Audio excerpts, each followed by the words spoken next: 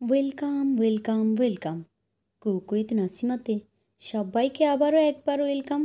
প্রতিদিনের মতো আজকেরও চলে এলাম নতুন আরও একটি ভিডিও নিয়ে আপনাদের সামনে। আজকের করে দেখাবো খুবই সহজে বানানো যায় আর ভীষণই টেস্টি একটি সুজির হালুয়া রেসিপি। তাহলে চলুন রেসিপিটি একবার দেখে নিন। প্রথমেই গ্যাসে একটি কড়াই চড়িয়ে দিয়েছি। কড়াইটি গরম হলে দিয়ে দিলাম আমি 1 টেবিল চামচ পরিমাণ ঘি। তার উপরে দিয়ে দিচ্ছি কিছুটা কাজু বাদাম আর কিছুটা কিশমিশ। ঘিয়ের উপরে একটু নাড়াচাড়া করে এগুলোকে আমি ফ্রাই করে নেব। কিশমিশটা যতক্ষণ না ফুলে উঠছে ততক্ষণ পর্যন্ত একটু নাড়াচাড়া করে নিচ্ছি। কাজুটারও হালকা কালার চেঞ্জ হয়ে আসবে আর কিশমিশটা ফুলে উঠবে, তখনই কিন্তু বুঝতে হবে এগুলো ফ্রাই হয়ে গেছে। এখন এগুলোকে উঠিয়ে নিচ্ছি। ওই একই কড়াইতেই আমি দিয়ে দিচ্ছি আধা কাপ সুজি। এখন ঘিয়ের সঙ্গে কিছুক্ষণ নাড়াচাড়া করে সুজিটাকে খুব ভালোভাবে ফ্রাই করব, যতক্ষণ না এর কালার চেঞ্জ হচ্ছে আর খুব সুন্দর একটা স্মেল আসতে শুরু করে ততক্ষণ পর্যন্ত এটাকে আমরা ফ্রাই করতে থাকব। আস্তে আস্তে করে এটা একটু গোল্ডেন কালার আসতে শুরু করবে। এখন দেখুন সুজিটা অনেকটাই ভাজাভাজি হয়ে এসেছে, কালারটা একেবারে চেঞ্জ হয়ে গেছে। এবার আমাদের সুজিটা একদম ভাজা কমপ্লিট হয়ে গেছে। এখন এখানে আমি জল দিয়ে দিচ্ছি। এখানে আমি 1 কাপ জল দিয়েছি। আধা কাপ সুজি নিয়েছি আর দিয়ে দিয়েছি 1 কাপ জল। এখন এর মধ্যে আমি দিয়ে দিচ্ছি 2 ফোঁটা কেশর কালার বা অরেঞ্জ কালারও আপনি দিতে পারেন। এখন এটাকে একটু নাড়াচাড়া করে নিচ্ছি।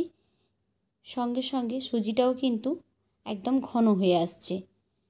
সুজিটা কিন্তু যত ঘন হতে থাকবে কালারটা কিন্তু ততটাই গাঢ় হতে থাকবে। তো দেখুন সুজিটা একদম ঘন হয়ে এসেছে। কন্টিনিউ কিন্তু আমরা নাড়াচাড়া করব। যদি প্রয়োজন হয় পরে আপনি কিন্তু এখানে একটু ঘি অ্যাড করতে পারেন। আমি প্রথমেই একটু বেশি দিয়েছিলাম তাই এখন দিলাম না। এখন এখানে আমি আধা কাপ চিনি অ্যাড করে দিলাম। আধা কাপ সুজির জন্য আধা কাপ চিনি আমি নিয়েছি। আপনারা যদি বেশি মিষ্টি পছন্দ করেন তাহলে এর বেশিও নিতে পারেন। দেখুন কালারটা ভীষণই সুন্দর এসেছে। এভাবে কন্টিনিউ নাড়াচাড়া করতে করতে চিনিটা মেল্ট হয়ে আসবে। দিয়ে দিলাম অল্প একটু লবণ। মিষ্টি জিনিসে লবণ দিলে একটু বেশ ভালোই লাগে। এখন দেখুন এটা ঘন হয়ে গেছে, কালারও খুব সুন্দর চেঞ্জ হয়ে গেছে। এখন আগের থেকে ভেজে রাখা কাজু আর কিশমিশটা দিয়ে দিলাম। তো হালুয়াটা আমাদের একেবারেই কমপ্লিট। এখন আমি গ্যাসটাকে বন্ধ করে দেব।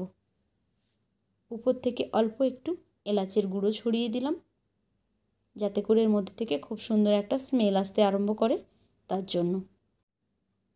খুবই সুন্দর লাগে এটি খেতে আর কালারটা দেওয়ার জন্য দেখতেও ভীষণ সুন্দর লাগে।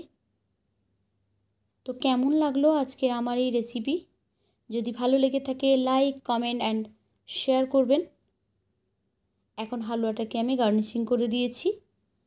উপর থেকে একটু পেস্তা কুচি দিয়ে তার উপর একটা চেরি দিয়ে দিয়েছি। দেখতে বেশ সুন্দর লাগছে।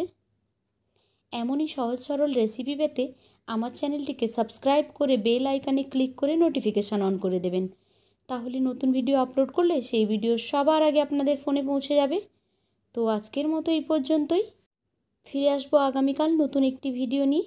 ততক্ষণ সবাই ভালো থাকুন। টাটা।